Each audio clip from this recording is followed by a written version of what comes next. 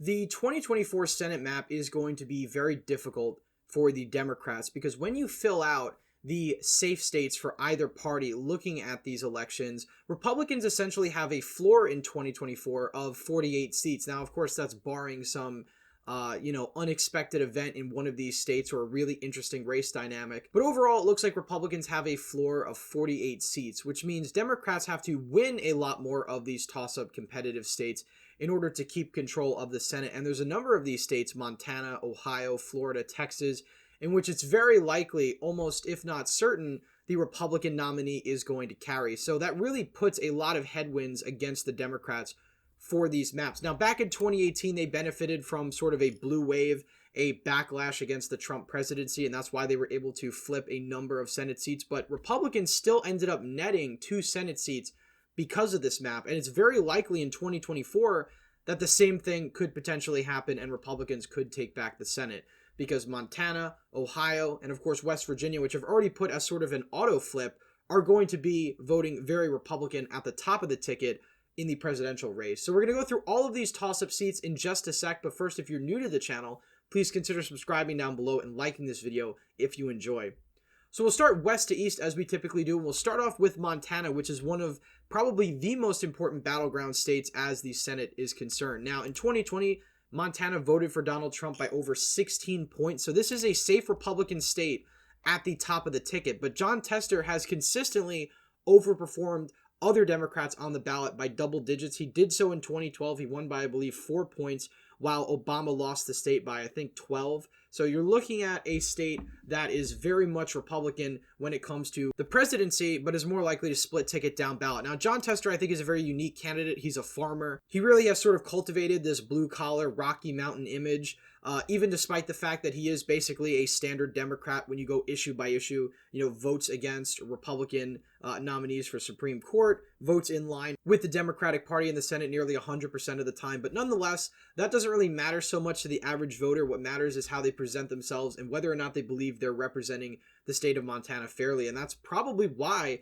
he was able to win re-election in 2018. Of course, the blue wave was part of it, but also you had Matt Rosendale, who wasn't necessarily the most ideal candidate to go up against Jon Tester. He had a history of living in Maryland. He moved to the state of Montana, which was sort of interesting that was a hindrance to him because Montana is a very transient state. You have a ton of people from the West Coast flooding into Montana. A lot of people in Montana weren't necessarily born there. But nonetheless, Jon Tester was able to win at the end of the day because he was moderate enough when it came to optics that he was able to overcome the partisanship of the state. But in 2024, whoever the Republican nominee is, likely Donald Trump, they're going to win the state of Montana by double digits, and that's certainly going to hurt Jon Tester, especially given the fact that as we go election cycle by election cycle, it seems that voters are less likely to split their tickets and just vote straight party. So if that's the case, then Jon Tester is certainly in a lot of trouble. Now, currently, as far as the polls are concerned, Jon Tester is still very, very popular and has a high favorability in Montana, which of course is a massive hurdle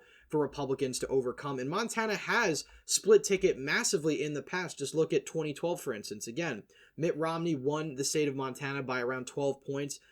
Jon Tester won by 4. So, it's a 16-point swing in Jon Tester's favor. Now, so far, Jon Tester has a narrow lead in the polls. We only have 2 so far, and again, it's about a year out from Election Day, so it's really hard to extrapolate data from this. But, so far, it seems like Montana voters have a default option of Jon Tester. So whoever the Republican nominee is has to consistently hammer Tester on the fact that he is a partisan Democrat, that he votes with Joe Biden. Hope that the fact that Joe Biden is very unpopular in the state of Montana and that you have Trump on the ballot could potentially put the Republicans over the finish line. So I think this state is certainly more of an uphill climb than the others on this list for Republicans, like Ohio, for instance. I do think Republicans at this point in time probably narrowly flip the state of Montana, but I also think it's very possible that Jon Tester could hold on here. But as of now, I think Republicans are the slight favorite just because of the partisanship of the state and because of the fact that Jon Tester is going to have to share the ballot with Donald Trump.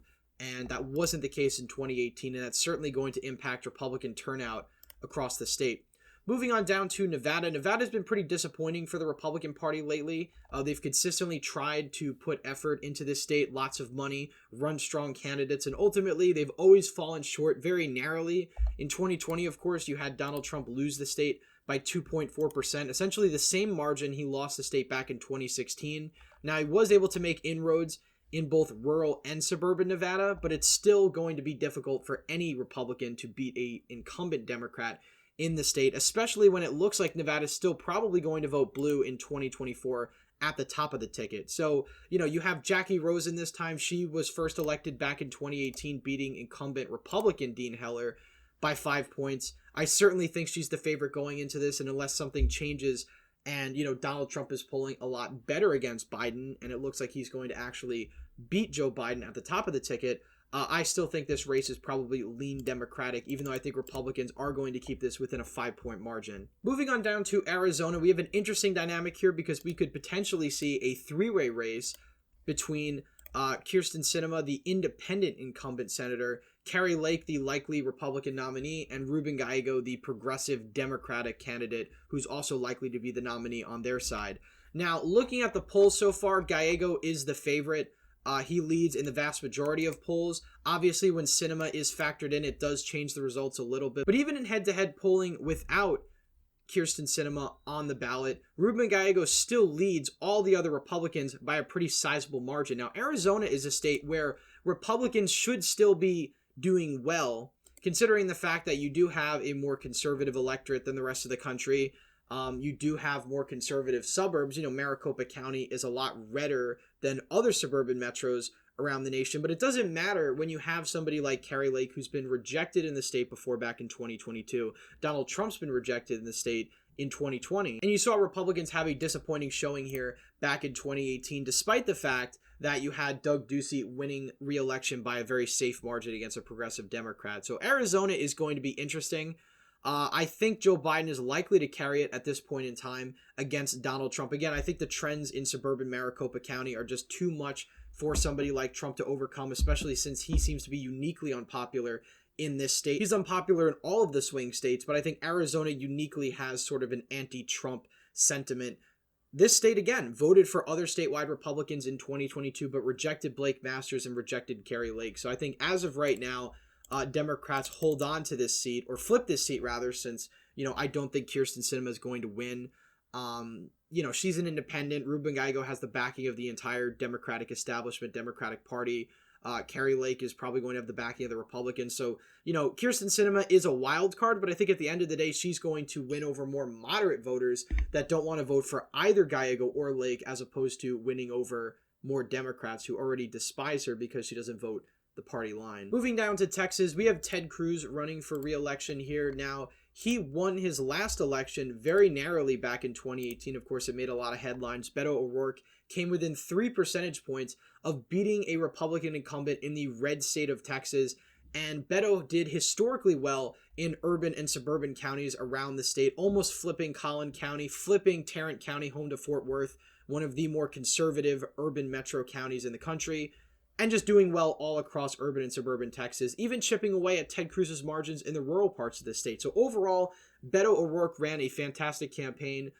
He almost won. Certainly the blue wave environment had something to do with that, but this was on the same ballot that Greg Abbott won re-election by over 12 percentage points.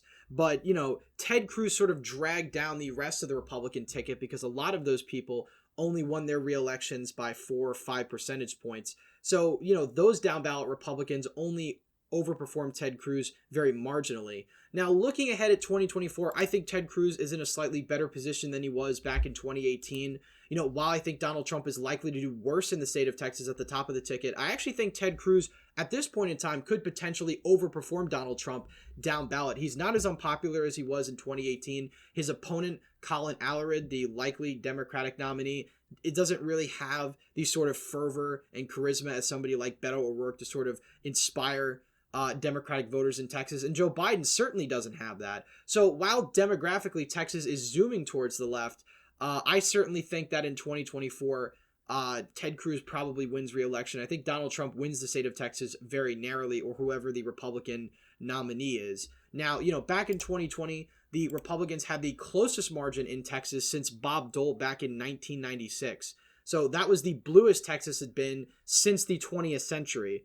So Republicans are certainly losing ground here. It's more of a question as to whether or not they can stem the bleeding in the urban and suburban counties and sort of make up ground or win over new voters in the Rio Grande Valley, which had a pretty massive shift towards the right in 2020, and whether somebody like Ted Cruz can hold these margins, because it's very likely that Donald Trump loses Collin County, which he almost lost back in 2020, gets close in Denton County, and overall you see these urban and suburban counties shift more to the left. Now, we won't know for certain. Obviously, Greg Abbott won re-election by double digits over Beto O'Rourke, so, Texas has sort of stagnated a bit, but it's still a state that is leftward trending, and I think overall, despite that, I still think Ted Cruz probably holds on by around 3 or 4 points. Now, I think Donald Trump does worse than him, but I think Ted Cruz will have just enough support in the state to win re-election. I think he'll probably win Collin County, and I think Donald Trump probably loses Collin County. But, Ted Cruz has become more palatable to voters in Texas than he was back in 2018. And, I think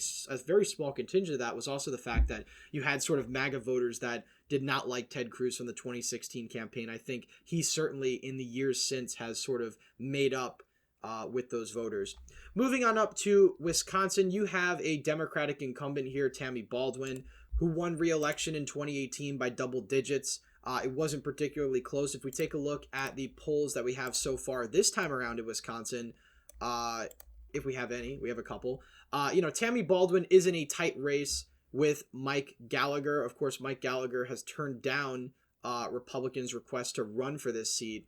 And of course, against a generic opponent, she pulls slightly down. But these polls are very early on. These were from back in May of 2023. She's an incumbent. The state is Wisconsin. Wisconsin is the battleground of battlegrounds. We saw that in 2022. It delivered a split verdict. You saw Ron Johnson get reelected by a point. You also saw Tony Evers get reelected by around 4 points. So, this is a state that will split ticket. Tammy Baldwin, on the other hand, I think as long as she is the Democratic nominee, she is the incumbent, unless Republicans get a really strong challenger to her, and they didn't even have that in 2012. Tommy Thompson, many Republicans thought, could potentially beat Baldwin. He ended up losing by like 6 points or something like that. I think this is certainly lean Democratic. Republicans are going to have a tough time being able to beat her here, despite the fact that at the top of the ticket, Biden almost lost Wisconsin back in 2020. I think he's going to do slightly better, and I think she'll probably do worse than she did in 2020, but she's certainly going to outrun Biden by a couple of points as an incumbent, and I think that secures her re-election. Moving over to Michigan, another state that I think is blue-leaning. We're not going to have an incumbent here. Debbie Stabenow, who won re-election in 2018 by a smaller margin than expected, only around 7 points against John James. She's decided not to run for another term, and that leaves the Senate seat open. Alyssa Slotkin, I think, is the favorite on the Democratic side, but you do have a number of other Democrats, some of them on the more progressive side, trying to run for this seat. But overall, I think they do have an advantage. I think since it's an open seat, Republicans are going to get it closer. Mike Rogers seems to be the candidate that Republicans are trying to consolidate around. He's probably their strongest candidate right now. Peter Meyer also could be potentially strong. He's from the Grand Rapids area. That's a suburban part of the state that Republicans have been bleeding in. Donald Trump lost this part of the state by 6 points. Muskegon County, these areas, important swing counties, I think somebody like Peter Meyer could win, but potentially he could have a falling in the rural counties since, he is somebody who has had a weird relationship with Donald Trump. He's been more supportive of him lately, but back in 2021, voted to impeach him. So very interesting dynamic in Michigan. I think Democrats are favored here. I think they're going to win by 3 to 5 points at the end of the day. But it's certainly not impossible for Republicans to field a strong candidate that can win here. Moving on down to the state of Ohio. I actually think the state of Ohio is more inelastic than Montana. I think Sherrod Brown probably loses at this point. But again, like Montana, it very much could be the other way. This is going to be a very competitive state nonetheless. Presidentially, Donald Trump is going to win Ohio. The question is by how much. He won it by 8.1% back in 2020. Similar margin in 2016. I think even if he loses ground, he's going to win the state of Ohio by around 6. Now, Sherrod Brown is no joke, though. He is a pretty strong candidate. Beat Mike DeWine by, double digits in 2006, won again in 2012 by a large margin, and in 2018, of course, won by a pretty high margin as well for the state of Ohio, around 7 points against Jim Renacci. So I think this is a state that, while I would normally have put this slightly leaning towards Brown, in 2022, you did see J.D. Vance, who I thought was a pretty weak candidate, end up beating Tim Ryan, who I thought was a stronger candidate. by 6 points. So I think Ohio has sort of been realigned in the Republican column, and I think because of that, it has a fundamental Republican lean that I think this time around with Trump on the ballot, Sherrod Brown's not going to be able to overcome. So I think he's going to lose, like John Tester, very narrowly in the state of Ohio. Moving over to the state of Pennsylvania, Republicans have been coalescing around Dave McCormick, who was the other candidate, or I should say one of the other candidates in the 2022 Republican primary. He lost to Dr. Oz the nomination by less than 1,000 votes. He's come back around in 2024, this time with a united front of the Republicans all across the state of Pennsylvania endorsing him. This is going to be a massively uphill battle because Bob Casey Jr. is a staple in Pennsylvania. He wins moderates by large margins. He's got huge support among Democrats, and he even wins a decent chunk of Republicans. Going back to 2018, he won re-election by double digits, despite the fact that he lost former Obama counties like Luzerne, for instance, mainly because his opponent, Lou Barletta, was from there. But nonetheless, even despite doing worse in rural areas than he's ever done, he was able to win by a large margin because he ran it up in the suburban counties around Philadelphia and, of course, Pittsburgh. Going into 2024, I think he has a huge advantage. I think at this point he probably wins by around 8 percentage points. But Dave McCormick does have the backing of the entire Republican Party. But in order to win, it's going to be a monumental task. He's going to have to destroy Bob Casey's image in the state. Biden's going to have to be historically unpopular. And Donald Trump would have to carry the state of Pennsylvania probably by at least 3 to 4 percentage points in order for Bob Casey to be vulnerable. And naturally, as of right now, I don't see that happening. So I think Bob Casey probably wins re-election by a comfortable margin. Now, Virginia, I've put as safe blue for obvious reasons. I think Donald Trump loses Virginia by the largest margin any Republican has lost the state since 1948. That's what happened in 2020. That's why I didn't really talk about it.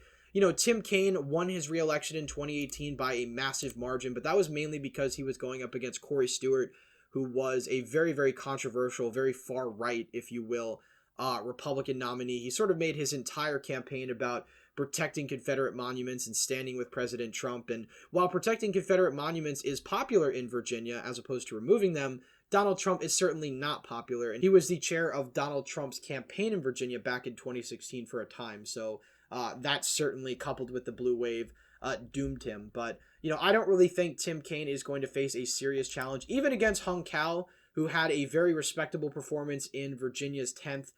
He brought a Biden plus 18 district down to around a Biden or a Democratic plus 7, I think, is what he ended up losing by. So while I think he had a respectable performance in the northern part of the state, I think Donald Trump being on the ballot and the fact that he's already lost an election is going to hurt him tremendously. I really don't think he's going to be as strong of a candidate as a lot of Republicans hype him up to be when all's said and done. Finally, we move down to the state of Florida. I think it's very likely whoever the Republican nominee is at the top of the ticket, they're going to win Florida by a decent percentage. This is a state that's been trending very, very far in the Republicans' direction. That's mainly due to migration patterns and the fact that Republicans have been doing consistently better with Latino voters in the state, which make up a, decent chunk of the state's population and electorate. Now, Donald Trump won the state of Florida mainly because he massively overperformed in Miami-Dade County, southeastern Florida, and even in other parts of the state as well. And that's because you have a ton of Republican voters, older people from the Northeast moving down to Florida and voting Republican, and they're actually moving the state back in Republicans' direction. So you have a bunch of other states in the country, like Texas, like Arizona, like Colorado before, where you had migration patterns that were very unfavorable to Republicans. Florida is the exception. I think this is one of the states, along with South Carolina, where Republican migration has actually led to the state staying red or becoming more Republican. So, Rick Scott is, a controversial Republican. He always wins his elections by very narrow margins. I think this will probably be his biggest statewide victory of his career. I think he probably wins against any Democrat at this point in time by around 6 or 7. I think the top of the ticket Republican probably wins by 8, 9 points. So I think you're going to see further trends in Republicans' direction in Miami-Dade, southeastern Florida, Tampa, all these areas where you have a high concentration of northeastern migrants coming down here, voting red, Cubans, Latinos, etc. So this is where I think the Senate stands as of now. Again, we're a little less than a year out from the election, but I think Republicans retake the Senate right now, 52-48, but that's all contingent on Ohio and Montana flipping for Republicans, which very well isn't a guarantee. But as of right now, I think Republicans recapture the Senate. This map is just very unfavorable for Democrats, but it certainly isn't impossible for them to make up ground and overperform enough over Biden. It really depends how badly Donald Trump does, or whoever the Republican nominee is against Joe Biden. I think that's very contingent on how these races go, because you're going to have basically the same turnout as a presidential election in these down ballot Senate races. But anyway, that's it for today's video. Please leave a thumbs up if you enjoyed. Subscribe to the channel if you haven't already. As always, again, thank you all for watching, and I hope to see you in the next one.